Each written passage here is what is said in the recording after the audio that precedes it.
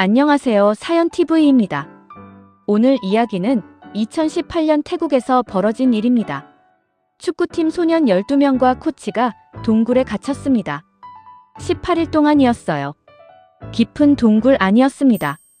물이 차올랐고요. 어두웠어요. 전 세계가 지켜봤습니다. 구조될 수 있을까? 살아있을까? 다이버 한 명이 목숨을 잃었습니다. 구조작전 중에요. 하지만 기적이 일어났습니다. 18일 만에 전원이 무사히 구조됐어요. 기적 같은 이야기입니다. 이해를 돕기 위해 등장인물의 이름을 한국식으로 각색했습니다. 지금부터 시작하겠습니다. 2018년 6월 23일 토요일 오후였습니다. 태국 치앙라이. 작은 도시였어요. 산이 많고 자연이 아름다운 곳이었죠. 축구팀이 있었습니다. 멧돼지 팀이라고 불렸어요. 소년 12명이었습니다. 11세부터 16세까지요. 막내는 11세였어요. 이름은 지훈이었습니다. 작고 귀여운 아이였죠. 나이가 조금씩 달랐습니다. 민우, 준호, 성준, 동현, 태양, 현우, 재민, 서준, 우진, 시우, 도윤. 12명이었어요. 코치도 있었습니다. 박민성. 25이었어요. 젊은 코치였죠. 민성은 좋은 코치였습니다. 아이들을 잘 돌봤어요. 축구도 잘 가르쳤고요. 그날 오후 축구 연습이 끝났습니다. 민성이 제안했습니다. 동굴 탐험 가자고요. 탐루왕 동굴이었습니다. 유명한 곳이었어요. 마을에서 가까웠죠. 아이들이 좋아했습니다. 동굴 탐험 재미있을 것 같았거든요. 자전거를 타고 갔습니다. 20분쯤 걸렸어요. 동굴 입구에 도착했습니다. 오후 3시쯤이었어요. 큰 동굴이었습니다. 입구가 넓었어요. 안은 깜깜했죠. 안내판이 있었습니다. 우기엔 위험하다고 적혀 있었어요. 7월부터 11월까지는 들어가지 말라고요. 하지만 지금은 6월이었습니다. 아직 우기 전이었어요. 괜찮을 것 같았죠. 손전등을 켰습니다. 동굴 안으로 들어갔어요. 처음엔 넓었습니다. 걷기 편했어요. 하지만 점점 좁아졌습니다. 천장도 낮아졌어요. 몸을 숙여야 했죠. 깊이 들어갔습니다. 1km, 2km, 3km. 아이들이 신기해했습니다. 종유석도 있었고 박쥐도 있었어요. 4km쯤 들어갔습니다. 넓은 공간이 나왔어요. 천장이 높았습니다. 여기서 쉬기로 했습니다. 물도 마시고 과자도 먹었어요. 시간이 흘렀습니다. 오후 5시쯤 됐어요. 밖에서는 날씨가 갑자기 바뀌었습니다. 먹구름이 몰려왔어요. 바람이 불었습니다. 그리고 비가 내리기 시작했어요. 폭우였습니다. 엄청난 양의 비가 쏟아졌죠. 산에서 물이 흘러내렸습니다. 빗물이 동굴로 들어왔어요. 동굴 안 아이들은 몰랐습니다. 깊은 곳에 있었거든요. 하지만 곧 알게 됐습니다. 물소리가 들렸어요. 점점 커졌습니다. 민성이 손전등을 비췄습니다. 물이 들어오고 있었어요. 빠르게 차올랐습니다. 민성이 외쳤습니다. 나가야 한다고요. 빨리요. 뛰기 시작했습니다. 왔던 길로요. 하지만 늦었습니다. 물이 이미 통로를 막았어요. 허리까지 찼습니다. 계속 올라왔죠. 더 이상 나갈 수 없었습니다. 돌아갔습니다. 넓은 공간으로요. 물이 여기까지 올라왔습니다. 발목까지요. 더 높은 곳을 찾았습니다. 바위 위로 올라갔어요. 물이 계속 차올랐습니다. 무릎까지, 허리까지. 겁이 났습니다. 아이들이 울기 시작했어요. 민성이 진정시켰습니다. 괜찮을 거라고 했어요. 곧 물이 빠질 거라고요. 하지만 물은 빠지지 않았습니다. 가장 높은 곳으로 올라갔습니다. 작은 경사면이었어요. 13명이 모였습니다. 좁았지만 물은 여기까지 안 왔어요. 손전등을 껐습니다. 배터리를 아껴야 했거든요. 어둠 속에 앉아 있었습니다. 밖에서는 난리가 났습니다. 저녁 7시가 됐는데 아이들이 안 돌아왔거든요. 부모들이 걱정했습니다. 어디 갔을까요? 자전거를 찾았습니다. 동굴 입구에 있었어요. 동굴에 들어간 게 분명했습니다. 경찰에 신고했습니다. 아이들이 동굴에 갇혔을 수도 있다고요. 경찰이 왔습니다. 구조대도 왔어요. 동굴 입구를 확인했습니다. 물이 가득 차 있었어요. 들어갈 수가 없었습니다. 부모들이 울었습니다. 아이들이 안에 있다고요. 빨리 구해달라고 했어요. 하지만 방법이 없었습니다. 물이 너무 많았거든요. 비가 계속 내렸습니다. 며칠 동안요. 물이 더 차올랐습니다. 세상이 알게 됐습니다. 뉴스에 나왔거든요. 태국 동굴에 소년 12명과 코치가 갇혔다고요. 전 세계가 주목했습니다. 구조대가 계속 노력했습니다. 물이 조금이라도 빠지면 들어가려고 했어요. 하지만 쉽지 않았습니다. 동굴 안 아이들은 어떻게 됐을까요? 어둠 속에 있었습니다. 손전등을 가끔만 켰어요. 배터리를 아껴야 했거든요. 배가 고팠습니다. 과자가 조금 있었어요. 나눠 먹었습니다. 하지만 금방 떨어졌죠. 물은 있었습니다. 동굴 벽에서 떨어지는 물이요. 깨끗했어요. 마셨습니다. 추웠습니다. 동굴 안 온도가 낮았거든요. 서로 붙어 앉았어요. 민성이 아이들을 돌봤습니다. 용기를 줬어요. 명상을 가르쳤습니다. 민성은 어렸을 때 절에서 자랐거든요. 명상을 알았어요. 아이들에게 가르쳤습니다. 숨을 깊이 쉬고 마음을 비우라고요. 그럼 덜 배고프다고 했죠. 아이들이 따라했습니다. 하루가 지났습니다. 이틀, 사흘. 계속 어둠 속이었어요. 시간 감각이 없어졌습니다. 배가 너무 고팠습니다. 하지만 참았어요. 일주일이 지났습니다. 아이들이 약해졌습니다. 움직일 힘도 없었어요. 하지만 민성이 계속 격려했습니다. 누군가 올 거라고요. 구조될 거라고 했죠. 밖에서는 구조작전이 계속됐습니다. 각국에서 전문가들이 왔어요. 영국, 미국, 중국, 호주. 다이버들이었습니다. 태국 네이비실도 왔습니다.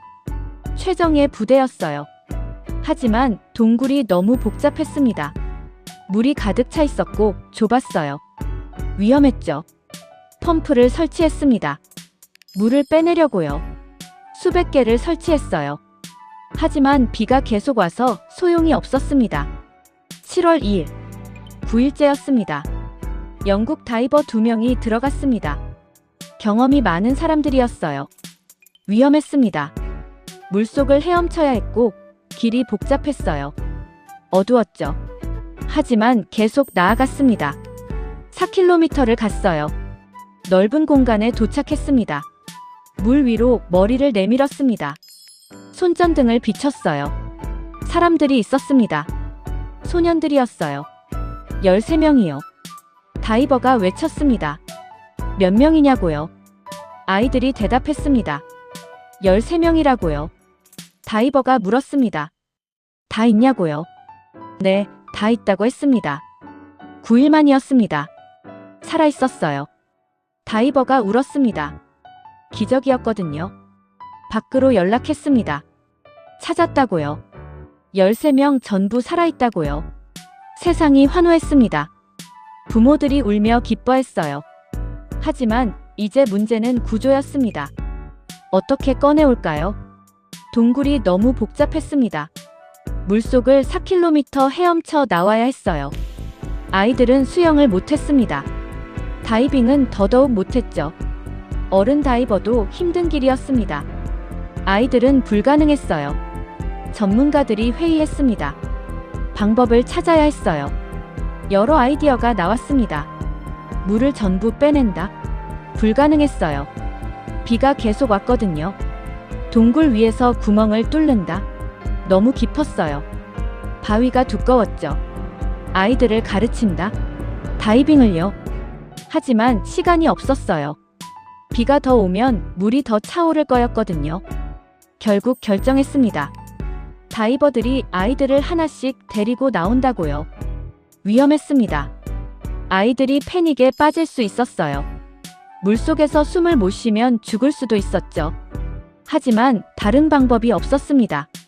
준비를 시작했습니다. 의사가 동굴 안으로 들어갔습니다. 다이빙하면서요. 아이들 건강을 확인했습니다. 약했지만 살아있었어요. 음식을 보냈습니다. 에너지 젤이요. 조금씩 먹였습니다. 갑자기 많이 먹으면 위험했거든요. 며칠 기다렸습니다. 아이들이 힘을 회복할 때까지요. 7월 8일 구조작전이 시작됐습니다.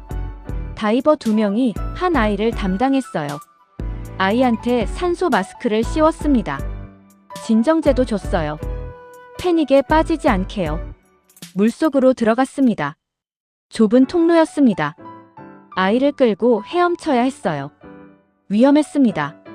바위에 부딪힐 수도 있었고 산소가 떨어질 수도 있었죠.